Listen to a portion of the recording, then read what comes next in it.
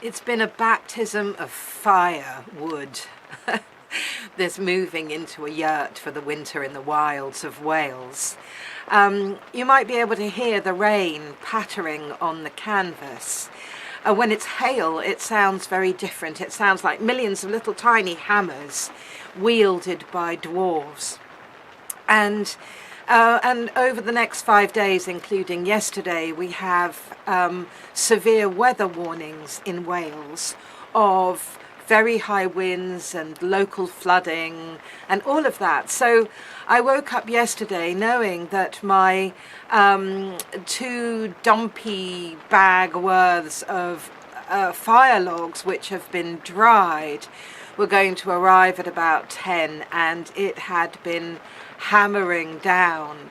And I'd bought a tarpaulin, but I don't really have anywhere designated to put the logs. And I had hoped that I was going to be able to get them underneath the yurt, but actually that's not really straightforward, particularly in the rain. So I got really anxious about this. Like, how the hell am I going to do this in the pouring rain and keep them dry? And then I just had this very clear sense and called out to the weather angels, like, just let it be dry while I get the logs under cover. So anyway, sure enough, Dave turns up with a little truckload of logs and he tips them onto the grass just by the tarpaulin that I've laid out. And amazingly, it had gone from being torrential rain to this beautiful soft blue sky, still quite a lot of wind, but I had no idea how long that would last. And so on my own, I had to stack something like, I don't know, 300 logs, which hopefully will last me a month, maybe a bit longer if I'm cautious, less time if I'm not. And so I stacked them on my own. I think, Sheba, if you're watching, you'd say that's probably good for my core strength. It completely knackered me. I was so against the clock. And then just as I finished stacking the last one and managed to pull the tarpaulin over it, I realized I had nothing to tie it down with. So I had to hair off and find some little bits of string to try and tie it down. And by the time I got some logs from the log pile into the safety and dryness of the yurt, the hailstorms started. Oh my God, I couldn't believe the timing. And what becomes really clear is how deliberate and present I need to be. I need to be aware of everything I'm doing. If I want a cup of tea, I can't just flick a switch and fill a kettle with water and put it, plug it in. I have to do quite a lot of rigmarole.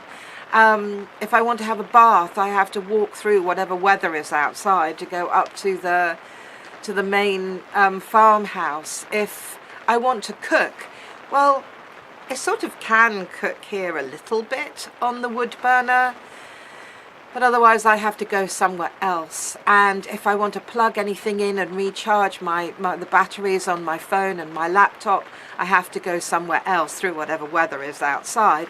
And if I want internet, that's definitely not here, either up at the farmhouse or in town. So I've got to be aware of everything. It brings you right bang smack into the middle of the moment. And suddenly I am aware of seasons. I'm aware of the flow and rhythm of the day and the weather. And we're so shielded in our normal lives that this is a shock to the system, and it's quite hard labor as I learn this whole new routine.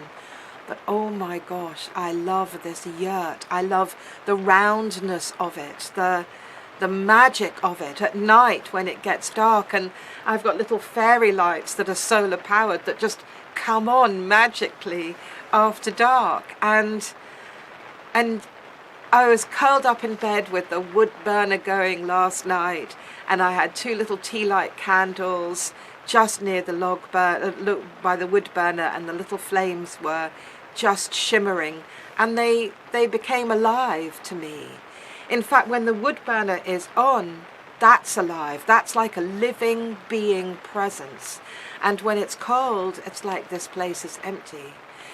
So it's an extraordinary experience. I've sort of been feeling a little bit lonely this morning, but I know that will pass. It's nothing that needs, I don't need to be saved from it, you know.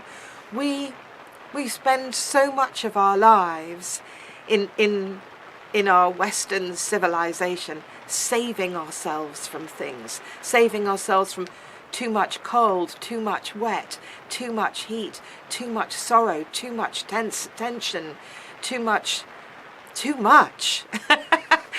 And we don't need saving at all. I'll catch you soon. Bye.